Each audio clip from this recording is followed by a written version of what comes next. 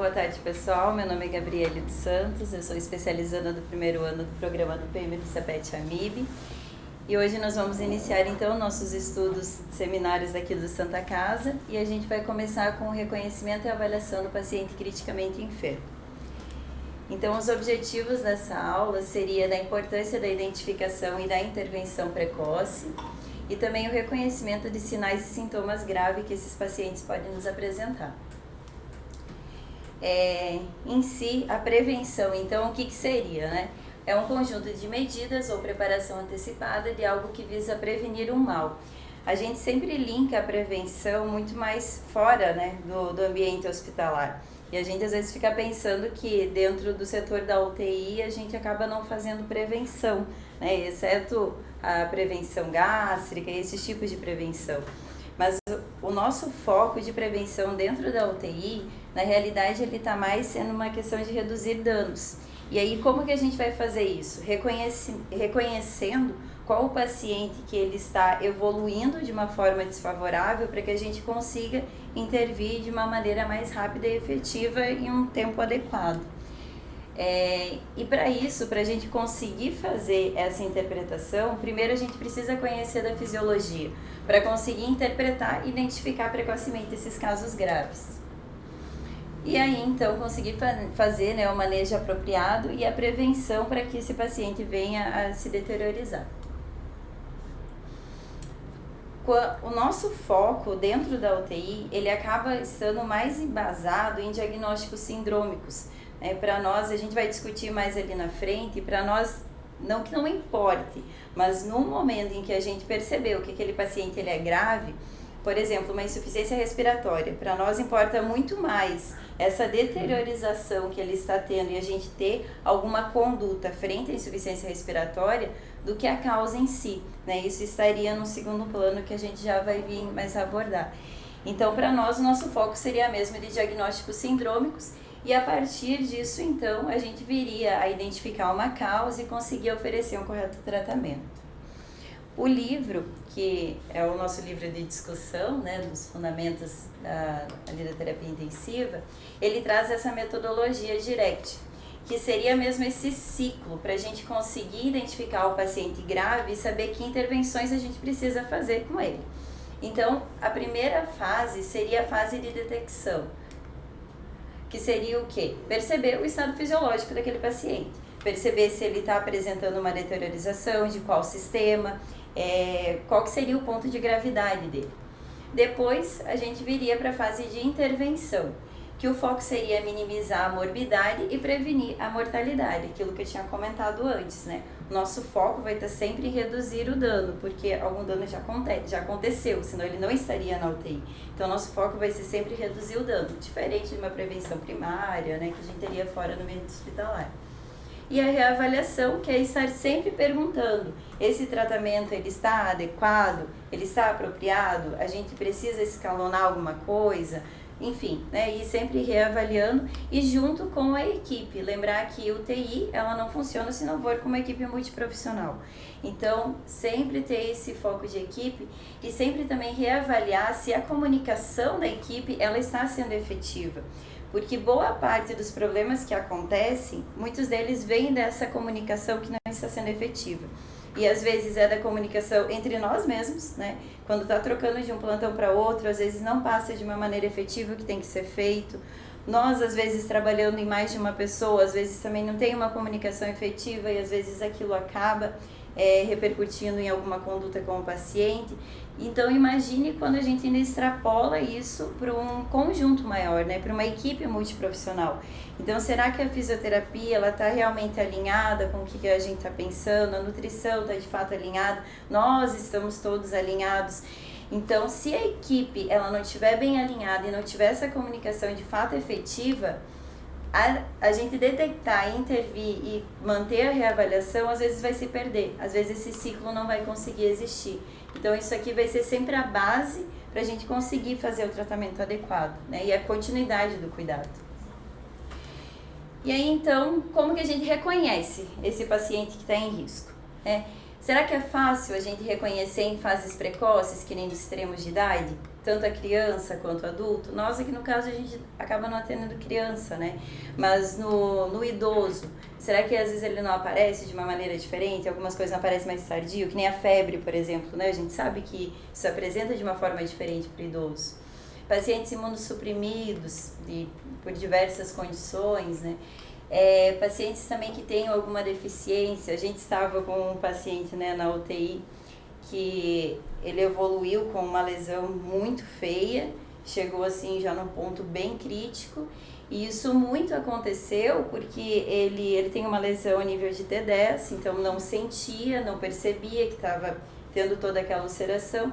Ele só foi de fato perceber aquilo quando começou a cheirar. Então imagine como que ficou aquela lesão, né? E por que eu chamo atenção nesse caso? Porque ele buscou um atendimento. E às vezes aquilo vai se perdendo justamente por essa dificuldade às vezes de conseguir avaliar. E nesses casos, nesses pacientes, a apresentação ela pode ser de uma forma mais abrupta, justamente porque eles têm uma resposta fisiológica diferente. Então a gente entra naquele contraponto entre a reserva fisiológica que essas pessoas apresentam e a própria doença aguda. Aí então como que nós avaliamos a gravidade? Primeiro, sinais vitais, né? Foi até que eu comentei na outra aula lá do CPET. Não é à toa que sinais vitais tem o nome de sinais vitais. Ele está nos mostrando como está sendo a evolução daquela pessoa. É por isso que a gente faz o folhão, por isso que a gente faz o fluxo, para que a gente de fato consiga perceber se essa pessoa ela está numa curva de melhora ou piora. E aí nós temos as variáveis fisiológicas específicas do sistema, né? Como por exemplo a parte cardíaca, a frequência, a taquipneia, o nível neurológico. Mas essas condições que eu comentei agora, elas são variáveis específicas, né? A gente sabe que isso está muito linkado com o próprio sistema. Mas e quando o paciente ele aparece com, por exemplo, um suor, né, sudorese, com uma palidez, com só uma queixa de mal-estar, aquela coisa inespecífica que às vezes passa despercebido, ainda mais dentro da UTI, né? Ou extremidades frias, isso tudo acaba sendo muito inespecífico e às vezes acaba passando despercebido.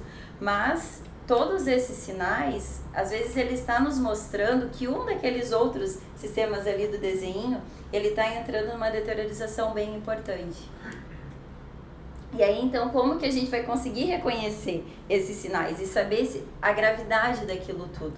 É pela monitorização que a gente faz, né? É pelos sinais vitais, é conseguir criar uma consonância entre um sinal e o outro, entre um laboratório e o outro, para saber o que de fato está acontecendo com aquele organismo. E aí, assim, a gente consegue quantificar a gravidade da situação, né? Para conseguir, de fato, definir as ações. Aí, então, aquilo que eu tinha comentado lá no início, como que a gente vai estabelecer o diagnóstico, né? O diagnóstico preciso com a doença aguda, isso é segundo plano. Isso não vai ser algo que a gente vai pensar de imediato. A gente tem que pensar que as nossas intervenções, elas vão estar basicamente separadas não, elas vão estar separadas em duas fases. Uma fase que vai ser o que eu preciso fazer nesse momento para que um daqueles três principais sistemas, que vai ser o cardíaco, pulmonar e neurológico, não venha se deteriorizar e a pessoa acabe indo a óbito. E depois que a gente conseguiu reconstruir, a gente conseguiu tirar daquele evento agudo que pode dar esse desfecho desfavorável, aí sim a gente vai pensar qual que foi a causa, o que a gente pode fazer, quais as outras condutas que a gente vai ter para conseguir fazer essa pessoa ganhar alta do setor, né? Então, a doença aguda, segundo plano. Porque primeiro, o nosso objetivo vai ser tratar essas anormalidades que podem ser ameaçadoras à vida. Sempre focando, né, nesses três sistemas, né? O cardíaco, pulmonar e neurológico. E aí aqui, então, como que a gente vai começar essa abordagem? Como que a gente coleta a nossa história? A forma com que nós coletamos a nossa história, ela é diferente de uma forma que é coletada num SAMU, por exemplo, e também é diferente de uma forma que é coletada num ambulatório. Porque a pessoa se apresenta de uma maneira diferente, né? O paciente ele se apresenta de uma maneira diferente, e a própria história, ela já tem todo um acontecimento prévio. Então, o que a gente pode fazer para conseguir juntar todos esses esses dados que nós temos e conseguir criar uma história linear, lógica e que a gente não se perca nas nossas condutas, né? Então, a primeira coisa que a gente pode lançar mão é a admissão na emergência. E aí é claro que a gente tem que contar com um prontuário bem escrito, com uma passagem bem feita, né? Mas isso a gente deixa para um segundo plano aqui também. Mas na admissão da emergência, eles vão nos mostrar muitos sinais. A gente também estava com uma paciente lá, né? Pela história que estava descrita na emergência, não estava muito casando com o diagnóstico que ela chegou para nós. Então, foi através de uma revisão de prontuário que a gente começou a ver que talvez o sistema principal que estava se deteriorando era outro e não o que de fato ela foi encaminhada. A idade da pessoa, isso também tem muita importância, né, do quanto que aquilo pode deteriorizar por conta daqueles fatores, né, de ser idoso, ser criança, extremos de idade. Se ela já tem uma doença crônica pré-existente, porque pode ser uma doença agudizada. Se ela já fez alguma cirurgia, se isso às vezes é uma complicação cirúrgica. Se ela tem históricos de hemorragia. Se isso foi algo que foi agudo ou se é algo que já estava se apresentando e não teve uma melhora. Por quanto tempo não está tendo essa melhora? O que foi feito? Por que não está tendo essa melhora? E também se ela apresenta alguma imunodeficiência. Tudo isso junto nos dá uma linha para a queixa principal do paciente, porque muitas vezes ele não vai conseguir falar dessa queixa principal. Se o paciente ele consegue, ele tem um Glasgow ok, a gente não consegue entender por ele, mas senão a gente vai ter que lançar mão de muitas dessas condições para conseguir chegar no que seria o início da anamnese, né, que é da queixa principal. Junto com isso, sempre aliar condições prévias. A gente às vezes tem reinternações ou às vezes algum outro evento que aconteceu e que o evento agudo daquele momento é um desfecho daquela outra situação. E algo que é importante para nós e que às vezes em algum setor ambulatorial isso acaba se perdendo um pouco, é o histórico social, né? Porque às vezes a pessoa chegou com rebaixamento de nível de consciência, às vezes ela fez uso de alguma droga, né? Alguma condição assim. Então, o histórico social para nós também acaba sendo muito importante, porque às vezes vai acabar tomando umas condutas que até são mais exageradas, né, frente ao que de fato aconteceu.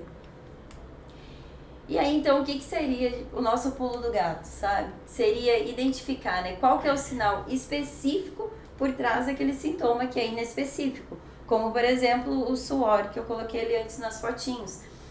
O suor é um sintoma completamente inespecífico. Mas às vezes aquilo pode estar nos mostrando um infarto agudo do miocárdio, por exemplo, né? O que seria um sintoma bem específico. Isso é uma doença aguda ou ela já é uma crônica que está agudizando, né? Então é da importância de conhecer pelo menos um pouco do histórico do paciente, né? E como que nós vamos direcionar o nosso exame físico? Ele também vai ter algumas particularidades, assim como a anamnese. Primeiro, o paciente tem que estar completamente despido para a gente conseguir fazer tanto uma ectoscopia boa, legal para ele, quanto também para conseguir avaliar os sistemas da maneira com que a gente deveria avaliar em primeiro momento. Sempre a gente também vai fazer aquela ordem, né? Vias aéreas, respiração, circulação, nível de consciência. Isso, gente, é para o primeiro momento, tá? Lembrar que a gente sempre vai separar em duas fases.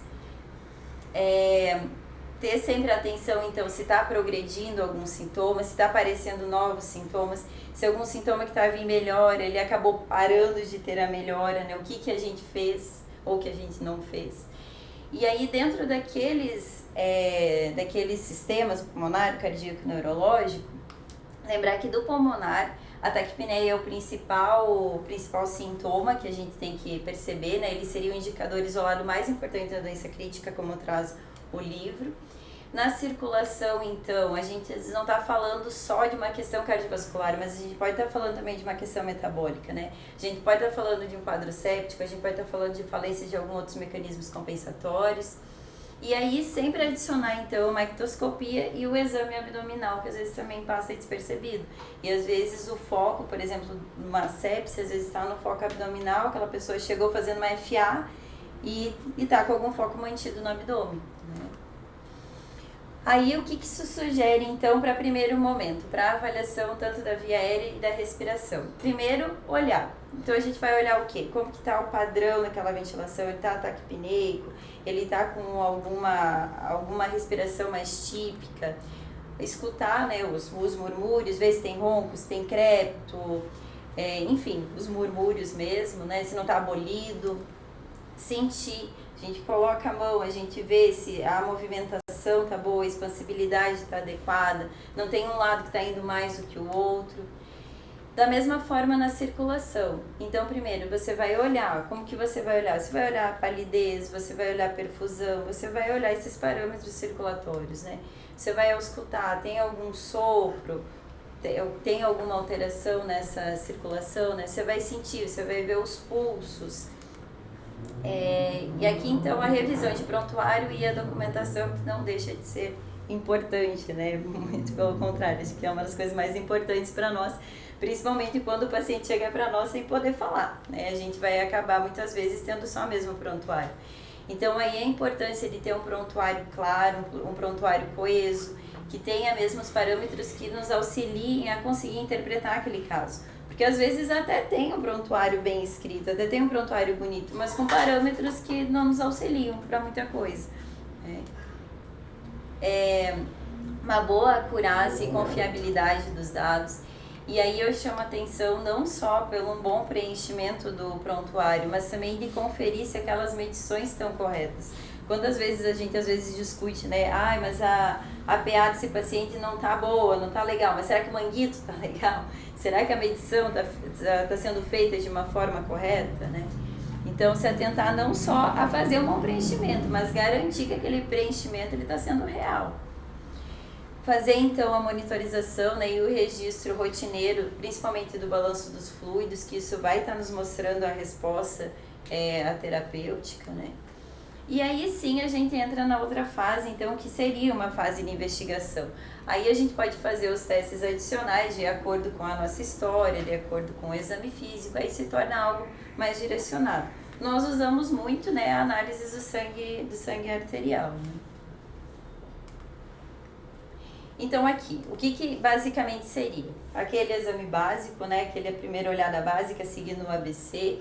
Depois disso a gente parte para os diagnósticos diferenciais e os potenciais tratamentos, já focando nos diagnósticos diferenciais.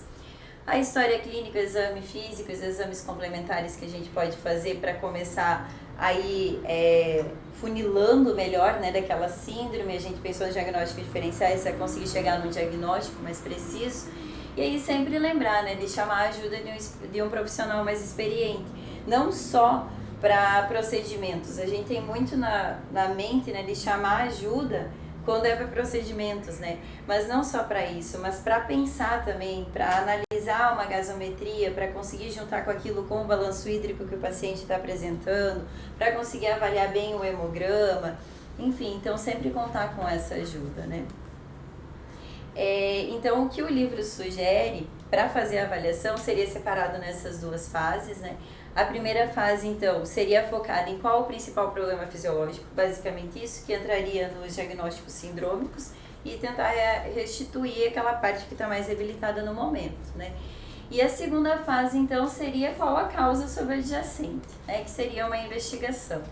E aí ele traz esse quadro, achei ele muito legal, acho que vale a pena estudar ele melhor em casa, em que ele separa todas as nossas fases, né, todas as condutas que a gente deveria ter nessas duas fases. Então aqui, né, como por exemplo, na história, né, qual que é o principal problema fisiológico? Isso aqui é mais entender como que a pessoa chegou, se teve alguma testemunha que presenciou aquele rebaixamento de nível de consciência, como que exatamente foi aquele rebaixamento de nível de consciência, para só depois a gente começar a investigar, né, já teve alguma outra internação, faz uso de alguma medicação, que é aquilo, né, primeiro tratar a causa aguda e que pode acabar dando desfecho desfavorável para aquele paciente, né? O exame físico basicamente estaria então no ver, ouvir e sentir, focando naqueles três, o ver, ouvir e sentir é mais um dos sintomas, né? Que é o cardiopulmonar, né? Tem muito como a gente sentir, né? O neurológico. mas focar mais nisso. E depois, então, a gente vai para o exame estruturado daquela forma com que a gente conhece, né? A revisão de prontuário, então, e documentação. A primeiro momento a gente vai querer ver a dos sinais vitais, é ver a condição com que aquele paciente chegou, para depois a gente fazer uma revisão, né? Fez um CAT prévio, vamos ver como é que era esse CAT, enfim, ir fazendo a revisão prévia, né? Aqui também continua investigações e o tratamento, então, a primeiro momento, o que a gente vai querer, né? Assegurar a via aérea e oxigenação, conseguir garantir um bom acesso para precisar ser feito de fluidos, medicações, enfim. Ficar sempre reavaliando essa resposta inicial, né? A ressuscitação está sendo adequada, a gente fez um manejo adequado para essa ressuscitação, chamar o colega para dar um aconselhamento, não só de procedimentos, mas de todo o quadro clínico. E aí depois sim a gente pode começar a falar com um especialista para começar a investigar mais o quadro. Aqui eu trouxe uma mensagem que eu acho que cai muito bem com essa aula que a gente teve hoje, né? Que tentar adquirir experiências apenas com a teoria, como tentar matar a fome apenas lendo o cardápio, né? Que tem o cara, como observar pássaros e cheio de pássaros aqui, né?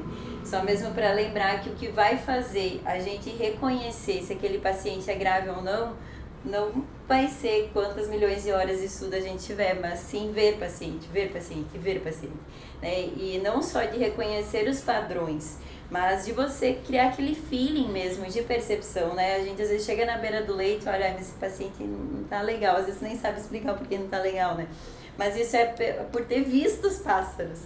É lógico que não tem como você vai só ver o pássaro sem ter lido, você também não vai saber o que você tá vendo. Mas uma coisa ela está intrinsecamente linkada à outra. Então essa mensagem que eu queria deixar aí hoje para vocês. É isso.